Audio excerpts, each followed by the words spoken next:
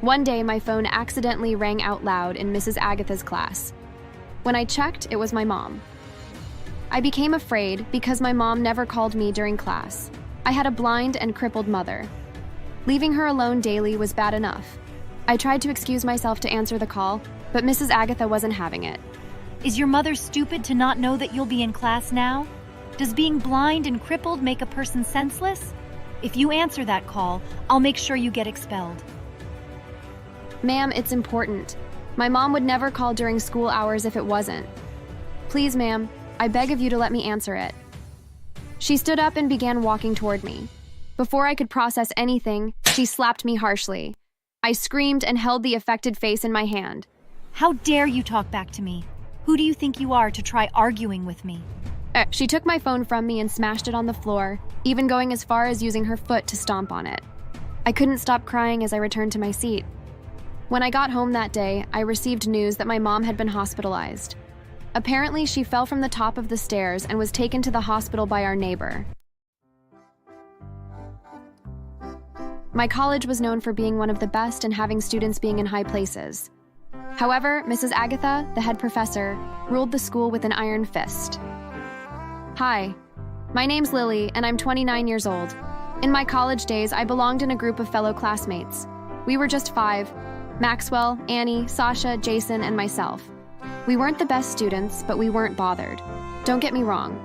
We studied very hard and never missed classes. But some students seemed to be intellectually better than us, so they bagged the top 5 while we were following behind them.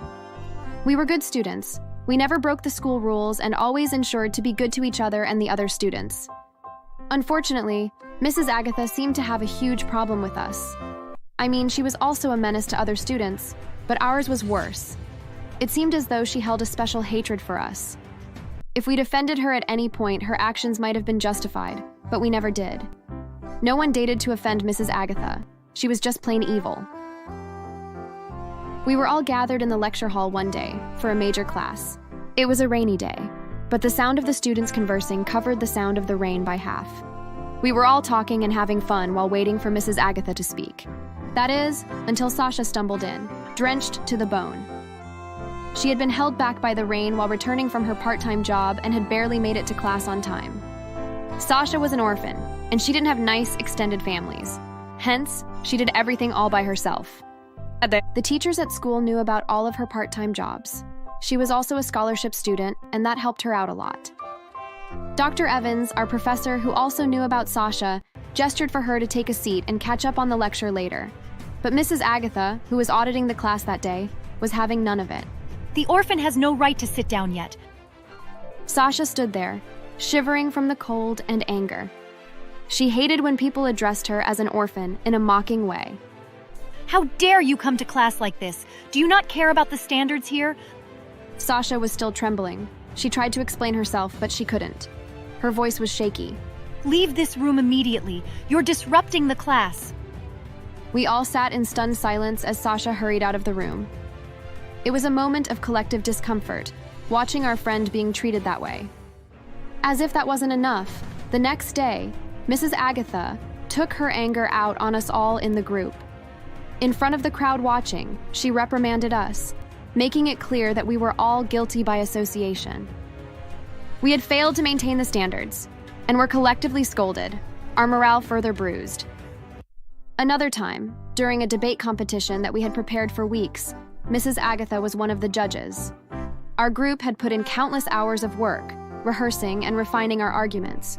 We were nervous but hopeful as we presented our case. After our presentation, the other judges praised us. Seemingly impressed, Mrs. Agatha's feedback was nothing close to impressed. Your performance was weak and lacked originality. Are the 5 of you dumb? Were you all too busy being stupid that you forgot that you were supposed to prepare intensively for this? We were too lost for words. She picked apart each of us, targeting our weaknesses and attacking us with them. We sat there, our faces burning with humiliation as we tried to hold back our frustration. The mixed reactions from the audience only added to our discomfort. Eventually, she made us lose the debate and punished us for losing. Another time, we had organized a charity event as part of a class project. We poured our hearts into it, working long hours to make it a success. Mrs. Agatha attended, and instead of offering encouragement, she criticized every minor flaw. She mocked our efforts in front of the attendees, dismissing the event as amateurish and a waste of resources. Her comments overshadowed the positive impact we had hoped to make. One day, my phone accidentally rang out loud in Mrs. Agatha's class. When I checked, it was my mom. I became afraid because my mom never called me during class. I had a blind and crippled mother. Leaving her alone daily was bad enough. I tried to excuse myself to answer the call, but Mrs. Agatha wasn't having it. Is your mother stupid to not know that you'll be in class now? Does being blind and crippled make a person senseless? If you answer that call, I'll make sure you get expelled. Ma'am, it's important. My mom would never call during school hours if it wasn't. Please, ma'am, I beg of you to let me answer it. She stood up and began walking toward me. Before I could process anything, she slapped me harshly. I screamed and held the affected face in my hand. How dare you talk back to me? Who do you think you are to try arguing with me? She took my phone from me and smashed it on the floor, even going as far as using her foot to stomp on it. I couldn't stop crying as I returned to my seat. When I got home that day, I received news that my mom had been hospitalized. Apparently, she fell from the top of the stairs and was taken to the hospital by our neighbor. It was him who'd called me. Time passed, and Mrs. Agatha never changed her behavior, especially toward us. There were also times when she tried to put us against each other. The woman was seriously bent on destroying our friendship. One of those times was a period we had a fight. There was an argument, and before it got too heated, we'd angrily departed from each other. Somehow, Mrs. Agatha had come to know about the argument. She called us into her office one after the other. I heard Maxwell saying he feels disgusted being friends with an orphan like you, Sasha. He also complained that your habitual lateness is the reason they often fail their tasks. Sasha had cried out of the office because she felt so bad about hearing what Maxwell had allegedly said. She did the same to the members of the group, including me. Lily, I can't believe you talk bad about me behind my back. You even swore to kill me first when you get a gun. Don't you think that's being rude and cruel? I'd never said that about Mrs. Agatha. I hated her, yes, but not to the point of planning to kill her. I didn't even have any plans of getting a gun. Annie told me everything you always say about me, and I must confess, you've got a lot of horrible things in that head of yours. Just so you know, none of those in your silly friend group likes you. In fact, they're planning to kick you out. I was vulnerable at the time, so I believed her words. I decided to stay away from my friends. I wanted to make it easier for them to drop me. When I saw that the group was back and they were still not talking to me, my heart bled. I cried so much for days because I thought I'd lost my best friends. Until one day, when they approached me. Please, forgive us if we offended you. After our fight, Mrs. Agatha had called us all and told us lies about each other. When we all figured out that she lied, we didn't know how to come to you, especially because you were also avoiding us. Please, come back to the group. I burst into tears and hugged them. That day, my hatred for Mrs. Agatha increased. I wanted to find every way to get back at the woman. Luckily, my friend group were also eager to get revenge on her. She's been too bad to us. If we don't stop her, I'm afraid she's going to do more. Trying to put us against each other for the 4th time is bad enough already. We all agreed and began to think of a way to get revenge against her and get her off our backs. We finally got a plan. The plan was audacious. It involved a series of meticulously coordinated pranks designed not just to disrupt, but to humiliate Mrs. Agatha in front of everyone. Our target was the spring fair, the school's biggest event, where Mrs. Agatha was sure to be present. On the day of the spring fair, the school was alive with excitement. Mrs. Agatha, in her usual stern manner, roamed the event, oblivious to what was about to come. As the fair reached its peak, we began our plan. Firstly, a hidden mechanism triggered an explosion of harmless but eye-catching confetti. It was a minor distraction, but it set the tone for what was to come. Just as she stood at the front of the hall, Maxwell popped 2 balloons above her head, causing blue color to rain down on her, turning her hair and body into a shimmering spectacle. The students' attention was immediately turned to her as she screamed. They couldn't hold their laughter, and neither could we. Just as she was about to speak, she got called on the stage to give her tradition speak. We saw the frustration on her eyes and got gingered for the next revenge. Just as she got on the stage, Sasha began walking on the microphone. Everybody went silent as an embarrassing video began playing. It was one of her harsh reprimands, where she'd told an asthmatic student to die already. You should just die already. I can't have you breathing all heavily and running out of class because of your silly disease. Gasps were heard in the audience. Another video of her suggesting how I wanted to be killed was played. Since you're nothing but a failure, shouldn't you start making suicide plans? You could stand in the middle of the road and get killed by a car or even jump into the sea. Everyone gasped again. Mrs. Agatha couldn't face the crowd. Before anyone could speak, we unveiled a giant inflatable caricature of Mrs. Agatha. It depicted her in a grotesque, exaggerated form, complete with a wicked grin and exaggerated features. The caricature was paraded around the fairgrounds, and students laughed loudly as it wobbled and danced, a symbol of Mrs. Agatha's fall from power. Furious, Mrs. Agatha tried to regain control. As she stomped towards the mic, she slipped on a slick patch of fake mud that we had carefully placed there.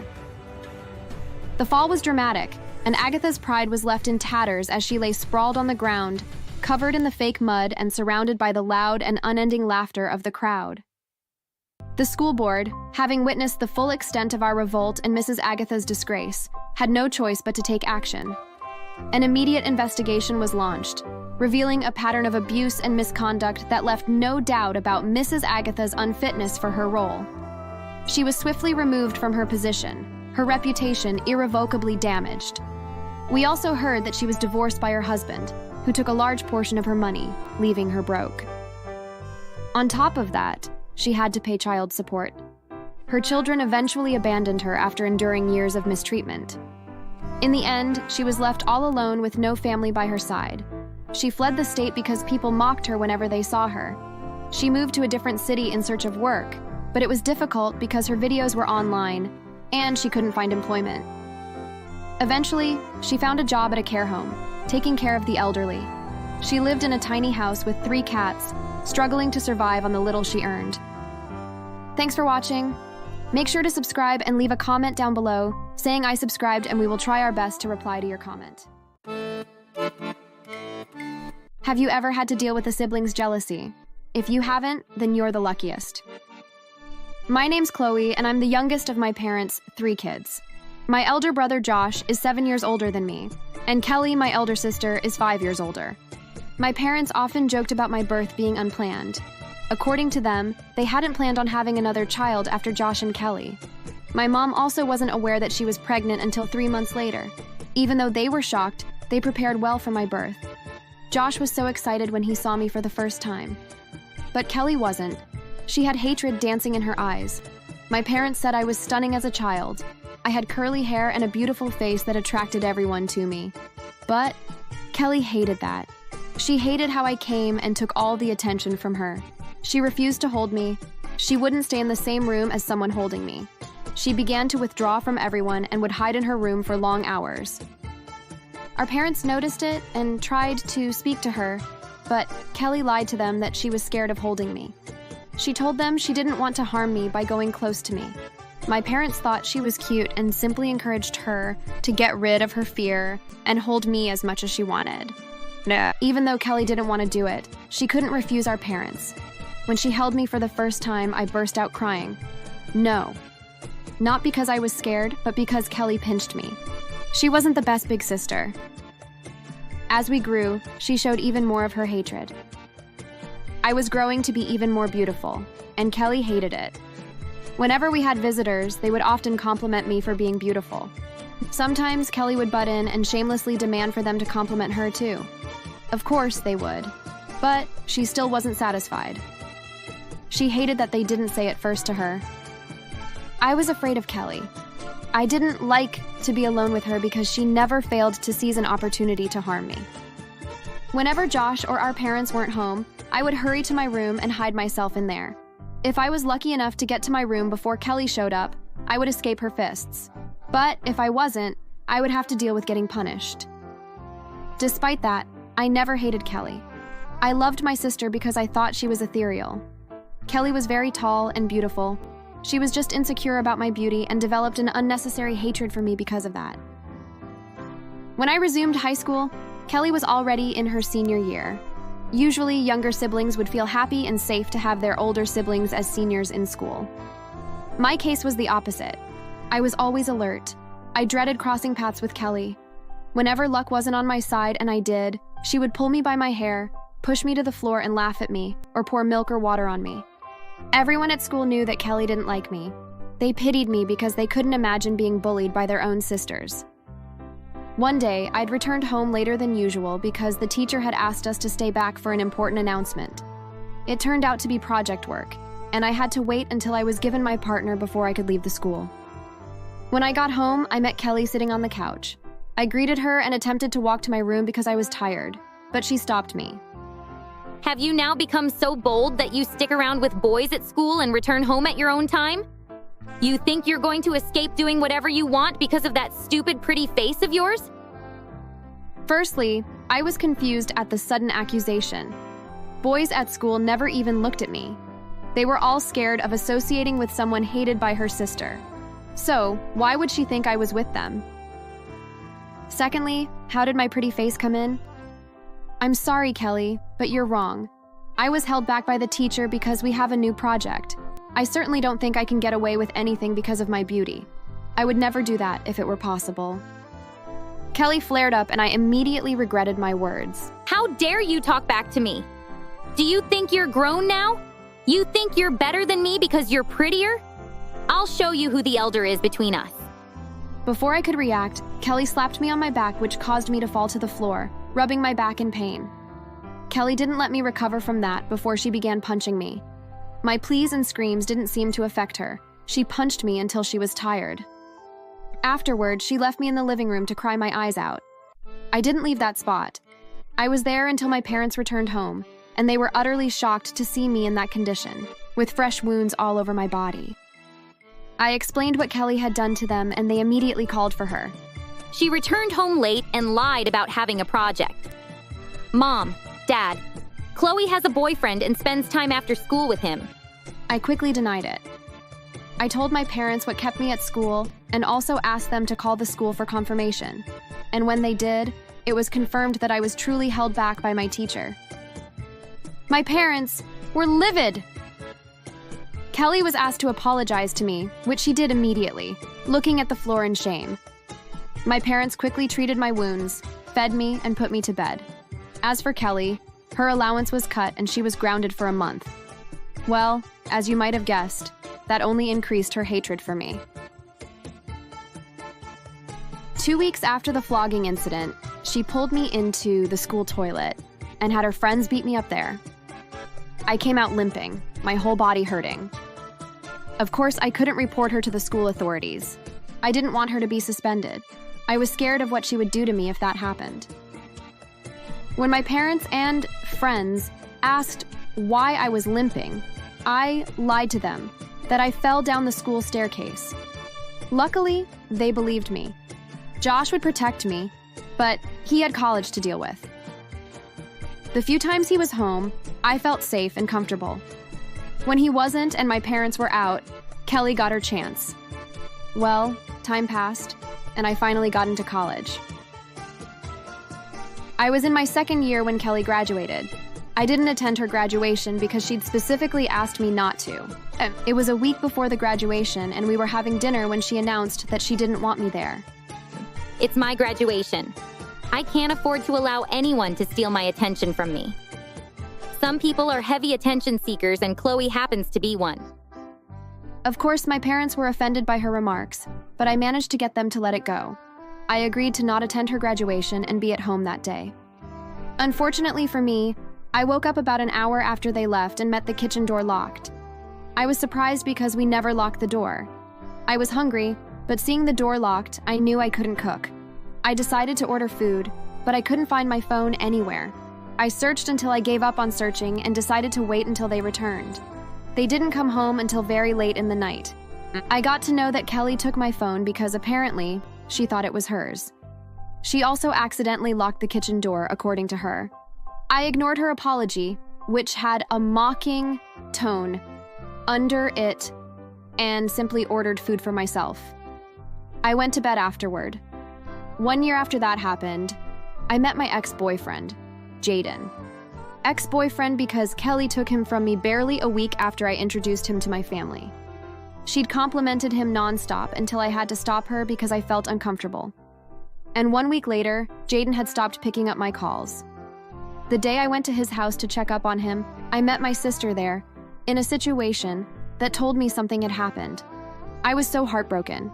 Even after I left, Jaden didn't come after me, or even call me. Even worse. Kelly returned home that night. She couldn't stop mocking me and boasting about being able to steal my boyfriend even though I was prettier. I didn't tell our parents. It didn't matter. I refused to have us fight over a man. So, even the next day, I acted like nothing happened and moved on from it. I was hurt, but neither of them was worth my sadness. Perhaps Kelly wasn't impressed with my behavior. She'd probably expected me to cry and yell nonstop. And seeing that neither happened, she felt bad about it. A few months later, some friends of mine convinced me to register with a modeling agency, which I reluctantly did.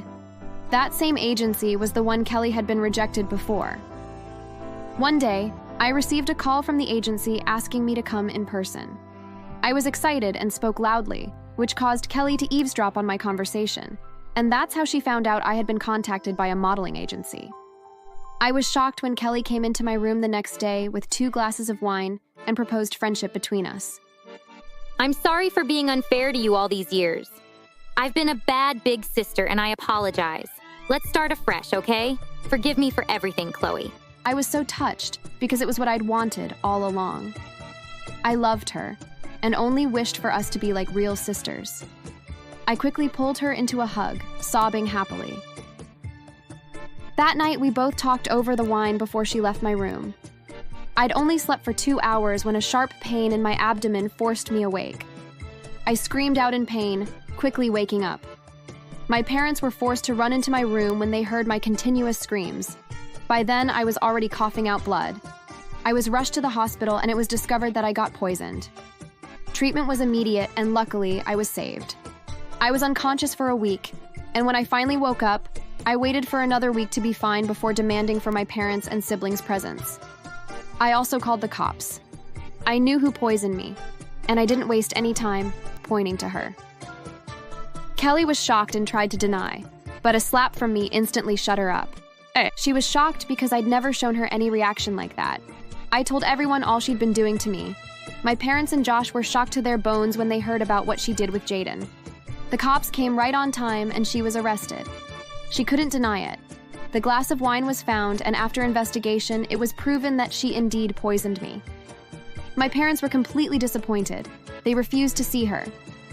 Josh gave her a piece of his mind while she was still in the police custody and swore to never speak to her again. Kelly was broken. I didn't let it go. I pressed charges against her and she was taken to court. Physical assault, attempted murder, bullying, those were her charges, and they were enough to earn her 25 years in jail. I was happy. She was alone, regretful, and devastated. A week after her trial, I visited her in prison. I guess you're all alone now. I haven't ever flaunted my beauty, but I'm going to do that now. I'm going to make you regret ever messing with me, Kelly. I did that. I went to the modeling agency and was quickly picked because of my striking beauty and figure. By the end of my last year in college, I had become a well-known model. I bought a bigger house for my parents, got one for myself, bought cars, and lived a beautiful life. Of course, Kelly knew about it. I made sure to send her updates about me monthly and reminded her how happy our parents and brothers were without her. The last time I saw her, she'd become lanky and lost all her beauty. She couldn't stop apologizing. My parents forgave her, but they rarely visited her. Josh refused to forgive or see her. As for me, she wasn't worth my forgiveness. All she was worth was viewing my success from jail.